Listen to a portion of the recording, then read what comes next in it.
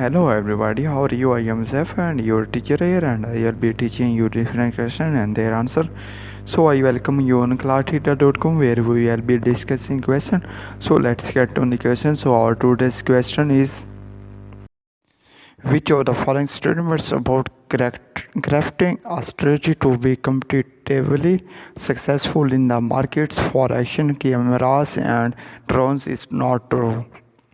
The correct answer of the question is, the most powerful strategy and competitive approach a company can employ is most often one of differentiating your company's cameras drones from rival brands based on such attributes as product performance and quality, number of models, warranties, and other competitive factors that matter a lot to buyers and thereby outcompeted rivals with a product offering that has created overall appearance to a highly profitable number of buyers.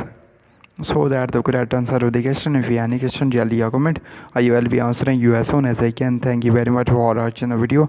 Please do not forget to like, share, and subscribe our channel. Until next question, bye bye.